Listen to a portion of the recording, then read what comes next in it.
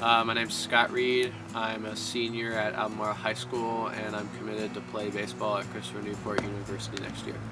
I've been playing baseball ever since I could walk. When I started playing, I would just play catch with my dad with a pair of socks, and we would just throw it back and forth. I play baseball because it's probably the most unique sport out there. The thing that separates it from other sports is that there's a lot of thinking that goes into it. There's a lot of planning, and there's a game plan going into every single game unique to each team.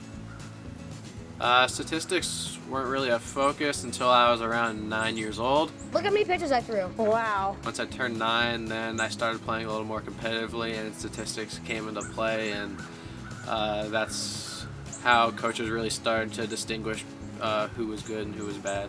Would you say you're the best player on this team? No. Who would you say is the best player? I'm not sure. We have a lot of good people on our team. Ever since high school started requiring electronic statistics, that means statistics are available for everyone to see. So players who want to play at the next level obviously want their statistics to be good because that's what people are looking at.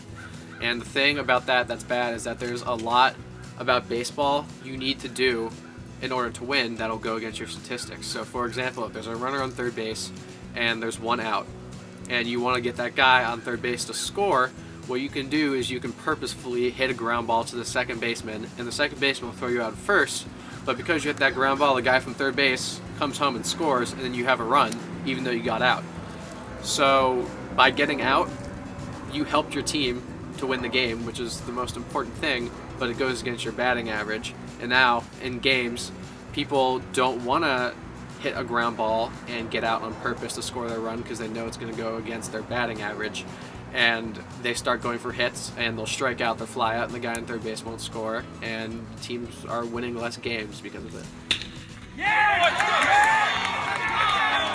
So this fall was the main period for my recruiting process, and possibly one of the most frustrating seasons for me, because I pitched 25 innings, I pitched in 5 different games, and I didn't give up a single hit the whole season.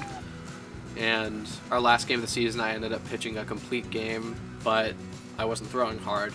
The highest I hit was 87 miles per hour, which is pretty good, but I wasn't consistently hitting that number. I was consistently hitting around 83 miles per hour, 84 miles per hour.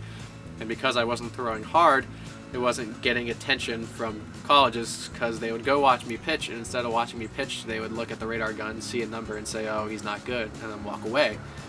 But the people who were throwing hard gave up hits, and I didn't give up a single hit the whole fall, which means that I was pitching better than a lot of the people, but my statistics didn't check out for the coaches. The reason that it's hard for the recruiting process, it's kind of like applying for a college normally, is that everyone takes the SAT, and colleges look at the SAT and decide that's kind of like a baseline standard, where some kids just aren't good at taking the SAT, but they're fit to go to the school. It's the same thing with baseball. Some kids aren't throwing that hard, but that doesn't really define how good of a pitcher they are. It's affecting their programs because they're getting throwers and not pitchers. I say that a pitcher uses versatility with various pitches in order to get people out. It's more of a crafty sort of art kind of thing. But a thrower goes up there and really takes advantage of less experienced hitters and just throws the ball as hard as they can in order to get people out. But once you get to the college level, it's a lot different story because people are very experienced and they're going to be able to hit. So these colleges are recruiting people who never really learned how to pitch because all they've done is relied on how hard they can throw their fastball, and they're getting hit. And they're getting hit hard, and they're giving up a lot of runs because they never learned how to pitch, and all they know how to do is throw hard.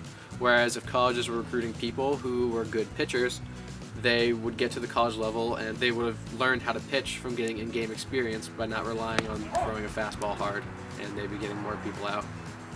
So the only way that I see that it could be reformed is to get more people involved in the process and get more people out there watching people live in-game to really evaluate what kind of pitcher they are rather than evaluating a number that appears on a radar gun. Overall, in sports, statistics can be very beneficial, but they can also be extremely harmful in the sense that they overshadow good players and talent.